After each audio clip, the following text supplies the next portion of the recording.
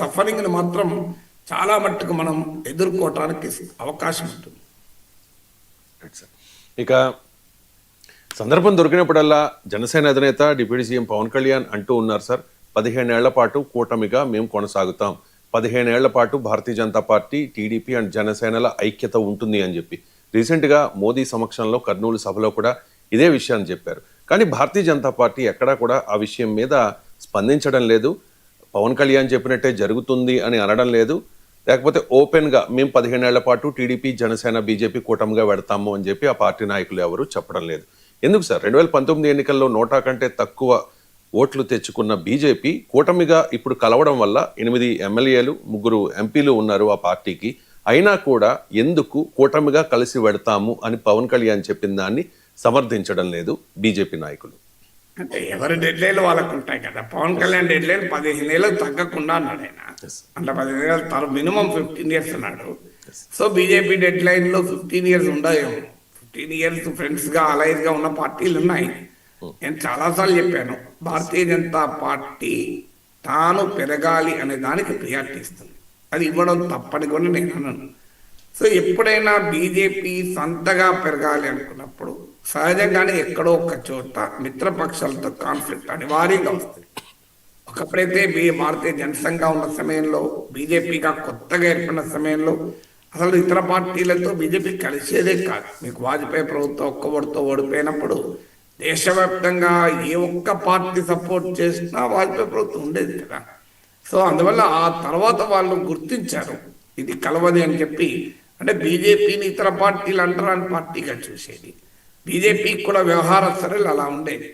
కానీ బీజేపీ కాస్త సడలించుకొని మార్చుకొని అన్ని పార్టీలకు ఆమోదయోగ్యంగా మారే ప్రయత్నం చేసింది సంకీర్ణ రాజకీయాల యుగంలో. సో అందువల్ల అయినా కూడా BJP is cold blooded politics. అంటే ద కాస్ట్ ఆఫ్ అలైన్స్ అంటే మీకు వాజ్పేయి హయానికి, మోడీ, అమిత్ షా హయానికి ఉన్న తేడా, వాజ్పేయి టైంలో కాస్త అకామిడేటివ్గా ఉండేవారు అలైన్స్కు. అప్పుడున్న రాజకీయ పరిస్థితులు కూడా వాజ్పేయికి తప్పలేదు. వాజ్పేయి స్వభావ రీత్యా కూడా సౌమ్యుడు గనక ఇలా కట్ త్రోట్ పాలిటిక్స్ ఉండేవి కావు. అప్పుడున్న రాజకీయాలు కూడా అలాగే ఉండేవి. కానీ ఇప్పుడు రాజకీయాలు మారాయి. ఇప్పుడు అధికారంలో ఉంది మోడీ, అమిత్ షాలు, వాళ్ళ చేతిలో బీజేపీ ఉంది. ఇప్పుడు ఒకప్పటిలాగా కాదు. సో అప్పుడేమో బీజేపీకి సొంతగా కూడా మెజారిటీ లేదు. ఇప్పుడేమో 2 సార్లు సొంతగానే మెజారిటీ వచ్చింది. అంటే BJP can now hire and fire alliance. BJP తన మిత్రపక్షాలను హైర్ అండ్ ఫైర్ చేయగలుగుతుంది. అంటే పొలిటికల్ లిబరలైజేషన్ అయిపోయింది. హైర్ అండ్ ఫైర్ అంటే ఉద్యోగులను ఎలాగైతే హైర్ అండ్ ఫైర్ చేస్తారో మిత్రపక్షాలను కూడా హైర్ అండ్ ఫైర్ చేయగలుగుతుంది. హైర్ ఫైరే కాదు, hire and fire and hire కూడా చేయగలుగుతుంది. ఇప్పుడు తమిళనాడులో ఏడీఎంకే ఉంది, అంతకుముందు హైర్, తర్వాత ఫైర్, ఇప్పుడు మళ్ళీ హైర్. సో అట్లా మీకు జేడీఎస్ ఉంది కర్ణాటకలో, ఒకప్పుడు హైర్, ఫైర్, హైర్, ఇప్పుడు మళ్ళీ. సో ఫైర్ ఇప్పుడు నితీష్ కుమార్ ఫైర్ చేస్తాడు, బీజేపీ రెడీగా ఉంది. నువ్వు జాతీయ మీడియాలో అయితే మనకు నవ్వొస్తుంది. ఎన్నిసార్లు అడిగినా మా ముఖ్యమంత్రి 2025 తర్వాత కూడా నితీష్ కుమారే అని చెప్పలేదు. అది తప్ప, ఆ ఒక్కటి తప్ప ఏమైనా అడగండి అని మనకు పాత తెలుగు సినిమాల్లో ఉంటుంది చూడండి, సతీ సావిత్రి సినిమా అనుకుంటాను. నీకు యమధర్మరాజు ఏదైనా వరం కోరుకో అంటే భర్త ప్రాణం బుదక్ అంటే సంతానం కావాలి అని అడుగుతాడు. అంటే ఇచ్చని పో అంటాడు యముడు. సో ఇంకెక్కడికి పోవడము, భర్తే లేని సంతానం ఎక్కడిది. సో అలా ఉంటుంది బీజేపీ. మనకు ఇప్పుడు అడుగుతున్న ప్రశ్న, నితీష్ కుమార్ సీఎం చేస్తారా అంటే ఆ ఒక్కటి తప్ప అని అంటున్నారు. మేము నితీష్ కుమార్ నాయకత్వంలోనే ఎన్నికలకు పోతామంటారు. శివరాజ్ సింగ్ చౌహాన్ నాయకత్వంలో ఎన్నికలకు పోయారు, ఆయన సీఎం చేయలే. ఏక్నాథ్ షిండే నాయకత్వంలోనే ఎలక్షన్లు పోయారు, ఆయన చేయలే. సో అందువల్ల బీజేపీ ఇప్పటికీ కూడా నితీష్ కుమారే మాకు 2030 వరకు సీఎం అని చెప్పడం లేదు. సో అందువల్ల బీజేపీ స్వభావ రీత్యానే మోడీ, అమిత్ షా నాయకత్వంలో they want to develop at the cost of alliance. అందువల్ల లాంగ్ టర్మ్ బాండ్లో వాళ్ళు ఇన్వెస్ట్ చేయరు. They are not a long term investor. మీకు స్టాక్ మార్కెట్ భాషలో చెప్పాలంటే బీజేపీ ఒక రకంగా డే ట్రేడర్. అంటే ఇవాళ అమ్ముతారు, ఇవాళ కొంటారు. సో అందుకే అదే బీజేపీ సక్సెస్ కారణం. మీకు ఇలా నేను అనేక ఉదాహరణలు చెప్పాను కూడా గతంలో. జమ్మూ కాశ్మీర్లో పీడీపీ, హర్యానాలో జననాయక జనతా పార్టీ, పంజాబ్లో శిరోమణి అకాలీదళ్, ఉత్తరప్రదేశ్లో బీఎస్పీ, సమాజ్వాదీ పార్టీ, రాష్ట్రీయ లోక్దల్, బీహార్లో మీకు జేడీయూ, కర్ణాటకలో జేడీఎస్, తమిళనాడులో ఏడీఎంకే, డిఎంకే, పశ్చిమ బెంగాల్లో తృణమూల్ కాంగ్రెస్, ఆంధ్రప్రదేశ్లో తెలుగుదేశం, అస్సాంలో అస్సాం గణ పరిషత్.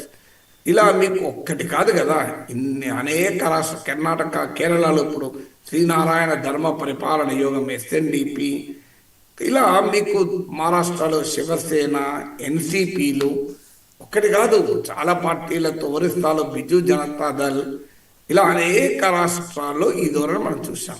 ఇది జమ్మూ కాశ్మీర్లో పీడీపీఏ కాదు, even national conference.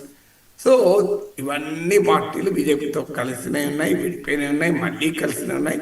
BJP doesn't believe in permanent settlement. Long term political contract, long term ఇన్వెస్ట్మెంట్లు ఉండవు. సందర్భాన్ని బట్టి, అవసరాన్ని బట్టి, బీజేపీ పరిస్థితులను బట్టి మార్చుకుంటూ ఉంటుంది చాలా వేగంగా మిత్రపక్షాలను. అందువల్ల ఇప్పుడు తెలుగుదేశంకి ఏదో 15 ఏళ్ళ ఇన్సూరెన్స్ బాండ్ రాసిచ్చి నేను 15 ఏళ్ళ వరకు ఉంటాను, 20 ఏళ్ళ వరకు ఉంటానని అన్నారు కదా.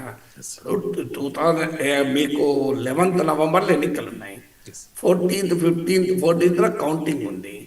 సో ఇంకా నెల రోజుల్లో ముఖ్యమంత్రి డిసైడ్ చేయాలంటేనే నితీష్ కుమార్కు రాసి ఇవ్వడం లేదు, కాంట్రాక్ట్ ఇవ్వడం లేదు. నితీష్ కుమార్ అవసరం కూడా ఉంది, అయినా కూడా నితీష్ కుమార్కు ప్రామిసరీ నోట్ ఇస్తాడా? సో నితీష్ కుమార్కే ప్రామిసరీ నోట్ ఇవ్వకుండా చంద్రబాబు నాయుడుకి ఇస్తుందా BJP? That is not the style of Bharatiya Janata party.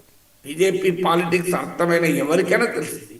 So నేను దేశంలో ఇన్ని ఉదాహరణలు, మీకు కశ్మీర్ నుంచి కన్యాకుమారి వరకు, మీకు గుజరాత్లో కచ్ నుంచి తూర్పున బెంగాల్ తీరం వరకు అన్ని రాష్ట్రాల ఉదాహరణలు చెప్పాను కదా. ఎక్కడన్నా చేంజ్ ఉందా? So why will Andhra Pradesh be different? అందుకొరకే మీరు బీజేపీని తప్పట్లేము. వాళ్ళు 15 ఏళ్ళు, 20 ఏళ్ళు, 25 ఏళ్ళు రాసి ఇచ్చడం అనేది ఉండదు. బీజేపీ విధానానికి అది భిన్నమైంది. బీజేపీ ఇది ట్రాన్సాక్షనల్ రిలేషన్స్ అంటారు. అంటే నాకు నీకు లాభమైనంత కాలం మిత్రపక్షాలుగా ఉంటాను. సో మీకు గతంలో అమిత్ షా అన్న మాటలు నాకు ఇప్పటికి గుర్తు. తెలుగుదేశానికి శాశ్వతంగా తలుపులు మూసేశాను. ఆ రోజు కూడా చెప్పాను ఇలా ఉండదు శాశ్వతంగా. అప్పుడు నన్ను బీజేపీ వాళ్ళు ట్రోలింగ్ చేశారు. ఏమైంది? మళ్ళీ తెలుగుదేశంతో శాశ్వతంగా మేము తలుపులు మూసారన్నారు. మళ్ళీ తెరవలేదా బారుగా? చంద్రబాబు నాయుడు అనలేదా మతోన్మాద పార్టీతో మేము కలవము, చారిత్రక తప్పిదము, మాది సెక్యులర్ పార్టీ అన్నారు కదా. సో మళ్ళీ గెలవలేదా? అందువల్ల బీజేపీని తప్పవట్లేదు. బీజేపీ మిత్రపక్షాలకు కూడా వాళ్ళ అవసరాలకు అనుగుణంగా వాళ్ళు కలుస్తున్నారు, వెళ్ళిపోతున్నారు. సో అందువల్ల బీజేపీ ఎందుకు డిఫరెంట్గా ఉంటుంది? టీడీపీ బీజేపీ ఎన్నిసార్లు వదులుకోలేదు, ఎన్నిసార్లు కలవలేదు. అందువల్ల అందులో చంద్రబాబు నాయుడులో అసలే నంబర్ మోడీ. ఎందుకంటే దే నో 2019 ఎక్స్పీరియన్స్ ఉంది వాళ్ళకు. ఏం జరుగుతుంది ఆయనే అన్నాడు. మీకు మోడీ వీడియో కూడా యూట్యూబ్లో దొరుకుతుంది.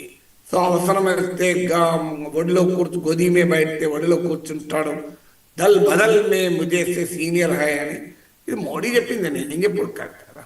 సో నా మిత్రపక్షాలు మార్చడంలో చంద్రబాబు నాయుడు నాకన్నా సీనియర్. అవసరమైతే మోడీలో కూర్చుంటాడు, లేదంటే తిట్లు తిడతాడు, ఇవన్నీ కూడా మోడీ చెప్పింది కదా. సో అందువల్ల బీజేపీ నోస్ ది మిత్రపక్షాలతో వ్యవహరించే సరళే డిఫరెంట్గా ఉంటుంది. అందులో చంద్రబాబు నాయుడు గురించి తెలుగుదేశం బీజేపీ చాలా బాగా తెలుసు. They know how to deal with him. అందుకొరకు బియాండ్ పాయింట్. ఇప్పుడు మీరు చూడండి, చంద్రబాబు నాయుడు మోడీని తెగ పొగుడుతున్నాడు, మామూలుగా పోవడం లేదు. మోడీ యుగం అంటున్నాడు. కానీ అదే బీజేపీ నాయకులు అట్లా పొగుడుతున్నారు ఎక్కడన్నా. కేంద్ర నాయకులు పక్కబెట్టి రాష్ట్ర నాయకులు కూడా పోవడం లేదు.